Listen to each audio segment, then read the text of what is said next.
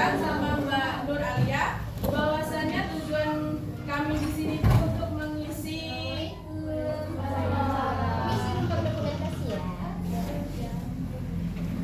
tujuan kami di sini itu untuk mengisi kajian Ramadan. Nah, di sini berhubung kakak ini pemateri pertama, di sini Mbak akan menyampaikan mengenai hal-hal yang tidak boleh ditinggalkan saat berpuasa. Di sini semuanya puasa kan? Masih semangat nggak puasanya? Masih. Masya Allah. Nah, di sini hal-hal yang tidak boleh ditinggalkan saat berpuasa itu ada yang tahu nggak? Hal-hal yang tidak boleh ditinggalkan saat berpuasa itu apa aja?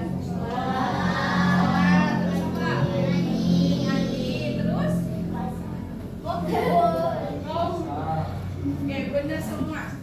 Nah, di sini yang pertama itu sholat 5 waktu. Jangan sampai karena sibuk dengan kegiatan puasa, kita lalai dalam menjalankan sholat. Nah, sholat 5 waktu itu penting. Tidak dalam bulan puasa pun itu penting, apalagi saat bulan puasa. Jadi sholat 5 waktu itu jangan sampai ditinggalkan. Apalagi nih bulan puasa itu bulan yang penuh berkah, bulan-bulan dimana doa-doa kita itu insya Allah diijabah sama Allah Subhanahu Wa Taala. Jadi jangan sampai kita meninggalkan sholat di saat kita lagi sibuk-sibuknya menjalankan ibadah puasa. Maksudnya di sini tuh contoh nih, kita lagi semangat-semangatnya puasa, mau buka puasa nih, biasanya kan sore-sore kita lagi nyari takjil. Saking semangatnya jam 3 sore udah semangat mau nyari takjil. Sampai lupa ini menjalankan sholat asar. Pulang-pulang nyari takjil jam 6 lewat mau mendekati azan maghrib, lupa tidak mengerjakan sholat asar, kan bolong sholat asarnya. Itu jangan sampai ditinggalkan ya. Pokoknya sholat wajib itu jangan sampai ditinggalkan, harus selalu dikerjakan. Terus yang kedua itu membaca Al-Quran. Di sini semuanya udah bisa baca Al-Quran apa belum? Semua ya, Insya Allah. Bulan Ramadan adalah bulan diturunkannya Al-Quran. Jadi kalau lagi bulan Ramadan ini kita harus rajin-rajin membaca Al-Quran. Walaupun dalam satu hari itu cuma 1 atau 2 ayat, setidaknya kita ada membaca Al-Quran. Karena apa? Biar bulan puasa kita itu berkah, menjadi bulan puasa yang sempurna. Karena kita menjalankan hal-hal baik ya, contohnya itu membaca Al-Quran. Di sini semuanya rajin kan baca Al-Quran setelah sholat ataupun setelah tarawih itu. Insya Allah rajin ya. Terus yang ketiga itu menjaga lisan dan perbuatan. Puasa itu bukan tentang hanya menahan makan dan minum saja, tetapi juga menahan diri dari berkata kasar, membicarakan orang lain, dan melakukan kejahatan. Jadi dalam kita menjalankan ibadah puasa itu dilarang banget ya yang namanya berkata kasar. Di sini ada yang masih sering berkata kasar nggak sih? Tidak ya, semoga aja tidak. Kalau kita keseringan berkata kasar itu dosa kita, pahala kita tuh bisa berkurang. Kan sayang kalau pahala kita berkurang. Jadi jangan sampai kita sering-sering berkata kasar.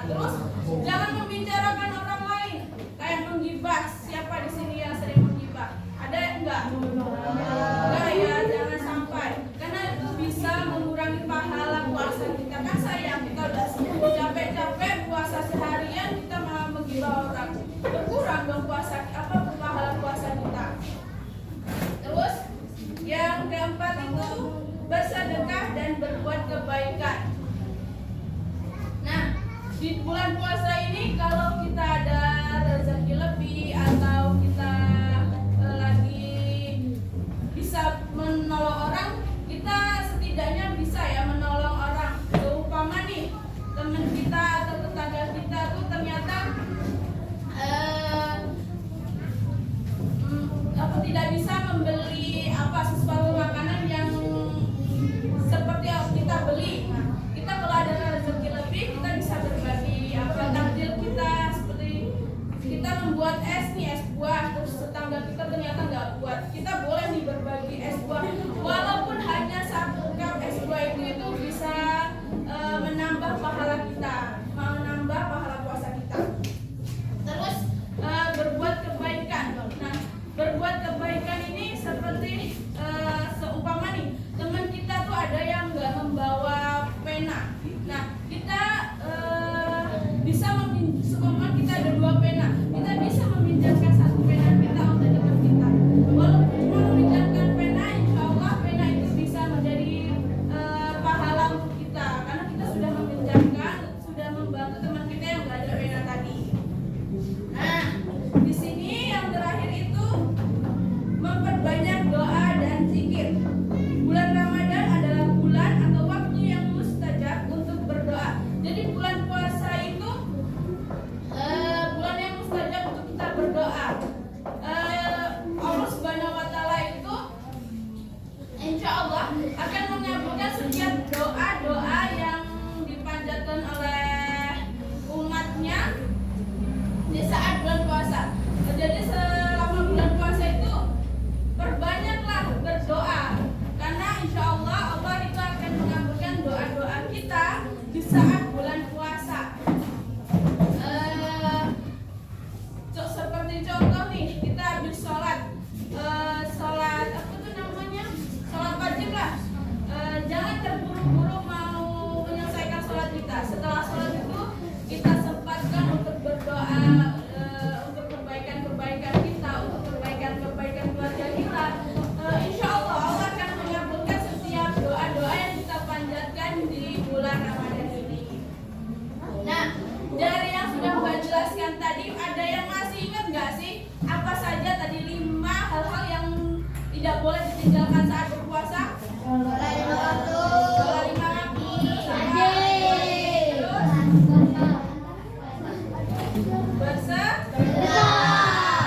Terus apa lagi? Berbuat baik. Nah, benar banget. Nah, mungkin hanya itu yang dapat Mbak sampaikan. Kurang dan lebihnya Mbak mohon maaf. Semoga apa yang Mbak sampaikan tadi bisa menjadi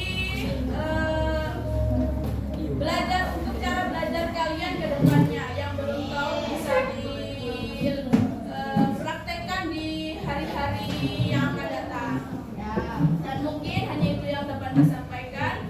Kepada Allah Mbak mohon ampun, dan apabila ada salah kata Mbak mohon maaf. Mbak akhiri, wabillahi taufiq wal hidayah. Wassalamualaikum warahmatullahi wabarakatuh. Waalaikumsalam.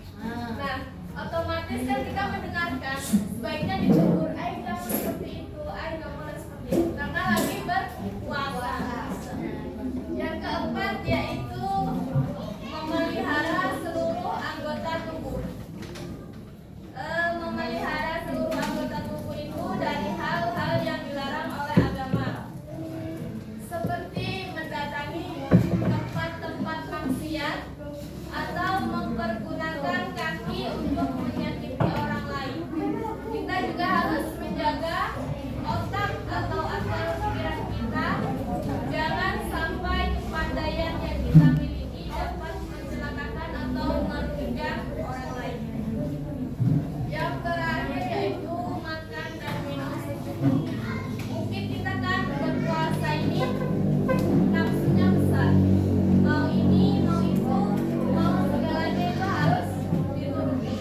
Jadi yang kebanyakan makan dan minum itu hal-hal yang tidak baik karena itu mubazir, terlalu berlebihan. Selanjutnya akan disampaikan materi terakhir kepada Mbak Nadia kita. Assalamualaikum warahmatullahi wabarakatuh. Waalaikumsalam warahmatullahi wabarakatuh. Ya, adik-adik sebelumnya ini dari kelas berapa? Satu langkah itu kan Yes. cuma. Ya, jadi di sini sudah dikenal tadi sama kakak siapa namanya tadi? Siapa yang ini tadi? Nadia Gita. Oke, perkenalkan nama kakak Nadia Gita Ardiani. Boleh dipanggil Kak Nadia, boleh dipanggil Kak Gita. Jadi alamat kakak dari Simpang Bukit Kabar. Ada yang tahu nggak Simpang Bukit Kabar? Di mana? Nah, rumah kakak dekat dengan Danau Mas. Ada yang tahu nggak? Ada yang pernah jalan ke Danau Mas nggak? Boleh kalau main ke sana boleh mampir ke rumah kakak ya. Kakak mau membahas tentang ceramah mengenai manfaat puasa dari psikis maupun dari kesehatan. Nah, yang pertama itu manfaat puasa dari sisi psikis, meningkatkan kesehatan psikis. Ada yang tahu nggak apa itu psikis? Jiwa. Ya, psikis itu jiwa. Nah, jadi manfaat puasa dari psikis itu untuk meningkatkan kesehatan psikis itu sendiri ya. Jadi puasa itu merupakan usaha melatih diri untuk menjadi lebih tenang, sabar, lalu menghindari berbagai konflik dengan orang lain. Di sini ada yang punya kakak nggak? Ada yang punya adik? Jadi enak tunggal semua? Anak tunggal. Ada yang punya kakak? Siapa yang punya kakak? Sering berantem nggak sama kakaknya? Puasa ini sering berantem nggak sama kakaknya? Sudah. Nah, jadi dengan puasa ini deh kita itu harus melatih sabar kita. Harus lebih. Kalau kakaknya nakal, ya kita sabar sebagai adik nggak apa-apa kita mengalah. Kalau kita sebagai kakak, kalau adik kita nakal, ya kita yang mengalah. Jadi untuk lebih meningkatkan kesabaran kita pada bulan puasa ini ya. Puasa juga itu bisa menjadi terapi beberapa penyakit kejiwaan seperti depresi, egois, terus introvert, cemas, dan temperamen tinggi. Lalu yang kedua, manfaat puasa untuk meningkatkan kepekaan sosial. Jadi puasa akan membiasakan pelakunya sebagai orang disiplin, bersatu, cinta keadilan dan kesamaan.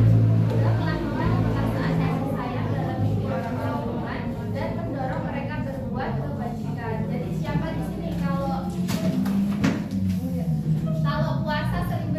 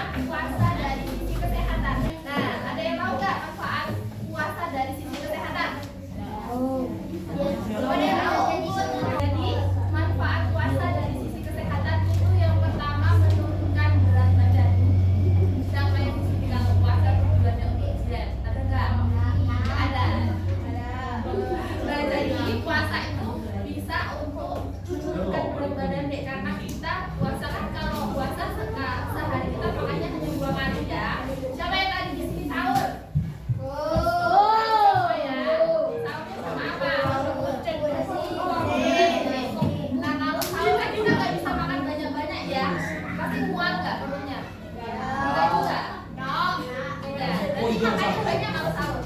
Alhamdulillah.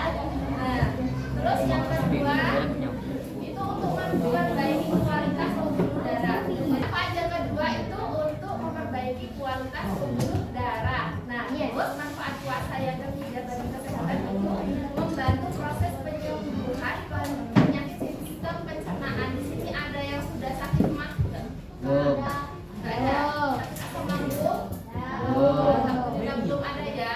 Nah, berarti dia harus dijaga ya. Karena kalau sudah asam lambung itu nggak enak, sudah main itu nggak enak karena kalau kita makan sedikit aja itu mual, mau muntah gitu. Jadi masih dini, masih kecil dijaga pola makannya dijaga. Jangan makan yang pedas-pedas ya dek ya. Ya insya Allah. Sering makan pedas nggak? Kalau masih kecil jangan biasakan makan pedas. Sudah kena asam lambung? Belum. Nah, jadi pola makan dijaga supaya tidak supaya tidak terkena penyakit asam lambung atau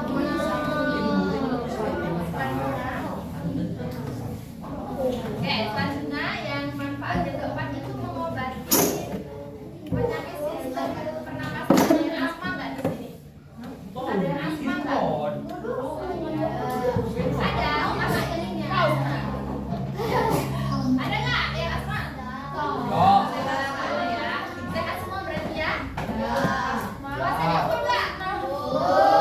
Nah, terus itu manfaat puasa yang terakhir itu mengobati penyakit kulit. Jadi menahan dari makan dan minum saat pada berpuasa itu dapat mengurangi kadar air dalam tubuh dan darah. Kalau puasa kan kita nggak bisa minum ya, kita minumnya cuma pagi dan sore hari dan siang juga. Kalau sedang itu kadar air dalam tubuh kita itu berkurang. Nah, jadi itu juga pada tubuh juga kadar airnya dapat berkurang. Nah, jadi hal ini dapat mengurangi gejala timbulnya penyakit kulit. Jadi tadi dari yang kakak sampaikan tadi ada yang ingat nggak apa saja manfaat puasa dari sisi kesehatan? Ada yang ingat nggak? Yang pertama apa? Ya, benar, menurunkan berat badan. Yang kedua, pembuluh darah. Nah, terus itu yang ketiga,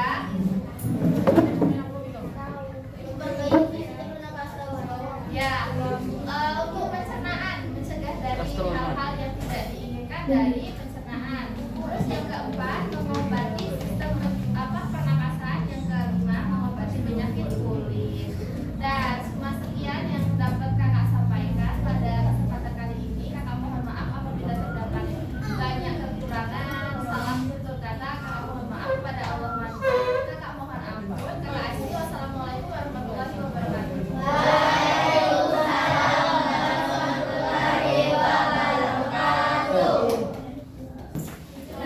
Oke, di sini buku HP-nya masih ada. Mbak di sini ada permainan. Kalian mau nggak main-main?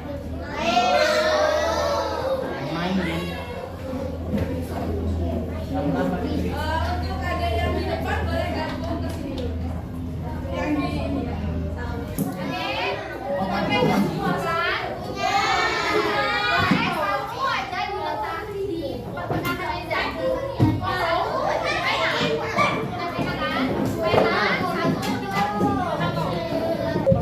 Cara bermainnya yaitu pas ambil. Kalau misal bu gebrak meja, pas ini kalau ambil ngambil pena. Kalau bu, ambil meja. Ambilnya kalau bu, Jam 6 yang dapet kali